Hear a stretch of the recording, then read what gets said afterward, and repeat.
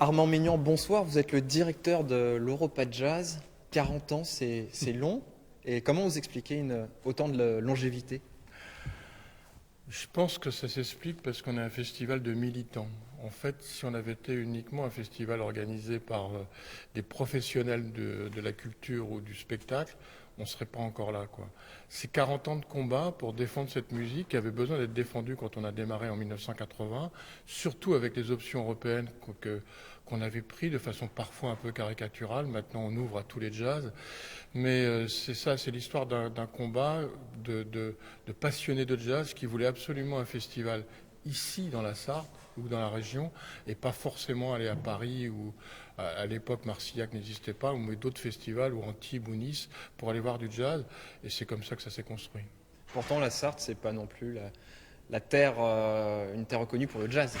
Vous savez, ça me fait penser aux premières réflexions que j'ai eues quand j'ai démarré le festival en 80. Je me dis, mais en fait, il n'y a que les médecins et les pharmaciens qui vont au jazz. Il n'y a pas de fac de pharmacie et de médecine au Mans. Allez plutôt à Tours ou à Angers. Voilà, c'est une boutade, mais effectivement, mais moi, ce qui comptait, c'était de le faire ici, où je suis né ici, et donc à la Ferté-Bernard. Et donc, je voulais absolument avoir des concerts à la Ferté-Bernard et dans d'autres lieux, et pas aller au Petit Opportun à Paris ou au Sunset pour aller découvrir des musiciens de jazz.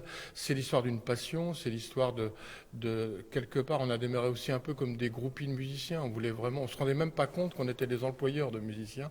Et en fait, on avait envie de retrouver les gens qu'on aimait dans les lieux qu'on aime, et ici en particulier. Derrière, il y a aussi cette idée de vouloir désacraliser le jazz. C'est ça aussi le combat que vous menez, le rendre accessible. Oui, moi j'ai toujours été passionné par le fait de mettre le plus de monde possible devant les options les plus radicales. C'est pour ça que je m'occupe maintenant des rendez-vous de l'air à Nantes, où il y a 150 000 spectateurs, c'est entièrement gratuit. Mais l'Europa Jazz, c'est aussi ça, c'est-à-dire que tout ce qu'on a pu faire avec le Regional Tour, c'est-à-dire dans les petits villages sartois, où moi je me rappelais avoir joué au football dans ces villages-là, je retrouvais des gens qui n'étaient pas forcément des fans de jazz. On faisait un concert dans l'église, on le fait toujours d'ailleurs, et puis tout ce qu'on a fait après sur les lycées, les collèges, les maisons de retraite, pour essayer d'aller porter le jazz et le sortir des salles de concert habituelles. Mais de temps en temps, pour le final, on revient dans ce type de salle, et notamment l'Abbaye de l'Épau, qui est un lieu historique, le cœur du festival. Justement, vous en parlez, c'est un défi chaque année de proposer de nouvelles choses aux spectateurs dans les petits villages un peu partout en Sarthe. Où est-ce que vous allez puiser votre inspiration pour chercher, trouver chaque année des nouveaux artistes? Je me suis beaucoup promené dans toute l'Europe pendant très longtemps. Maintenant, c'est un peu plus fatigant pour moi de me promener dans toute l'Europe. J'ai été l'un des pionniers pour aller voir les autres festivals en Allemagne, en Angleterre, en Scandinavie, en Italie, etc. Je m'occupe d'ailleurs toujours d'un festival à Rome, qui est un festival uniquement franco-italien. Et là, j'ai découvert des groupes, notamment européens, qui s'étaient jamais produits en France et que je voulais programmer. Mais il a fallu un moment aussi programmer les musiciens américains, mélanger les deux. Peut-être que ça fait encore plus découvrir ces groupes-là. Mais c'est plutôt la curiosité, la passion qui m'a permis de découvrir ces groupes et de les proposer.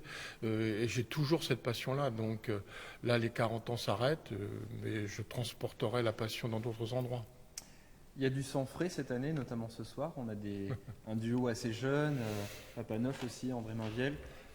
C'est important d'avoir cette fraîcheur, cette jeunesse. J'aurais pu essayer pour les 40 ans de faire que des musiciens qui ont moins de 40 ans, mais Benjamin Mousset, Claudia Solal n'en sont pas loin. Et puis après Papanoche, ce sont des jeunes musiciens. André Mainviel est plutôt de ma génération, mais c'est effectivement la nouvelle génération, que ce soit Papanoche et Claudia Solal. Mais c'est une nouvelle génération qu'on a vue dans d'autres concerts. Par exemple, le concert des 40 ans qu'on organise ici dimanche après-midi, qu'on confie à Émile Parisien. Émile Parisien n'était pas né quand on a commencé en 1980. Il représente exactement la musique que je veux défendre, c'est-à-dire une musique à la fois tenant compte de l'histoire du jazz américain, mais aussi tenant compte de la musique européenne, de choses, de mélanges tout à fait particuliers. Et on est fiers de faire ce concert avec Émile qui a 35 ans. Ça va être quoi la suite justement pour vous, pour le festival? Alors, le festival, on va avoir la chance de proposer un nouveau lieu qui est sur le site de la Visitation. On n'a pas encore trouvé le nom, qui va démarrer en décembre. Donc peut-être que le festival va se recentrer sur ce lieu qui va être un lieu d'expérimentation, un lieu de résidence qu'on n'a pas au Mans, donc qui permet aussi de garder en grande partie aussi les activités de l'Europa Jazz. On ne va pas quitter la région non plus, on a toujours envie d'aller un peu partout dans tous les départements. Mais l'avenir, c'est ça. Mais il se passera avec moi uniquement comme président de l'association. Je vais accompagner cette mutation. Et sinon, moi, j'ai d'autres préoccupations. J'ai le Festival des Rendez-vous de l'Erdre, dont je suis toujours la direction artistique. Je fais encore des concerts à Poitiers dans un projet qui s'appelle Itinérance, où je passe mon temps à chercher des lieux comme l'abbaye ou des églises pour faire jouer les musiciens acoustiques.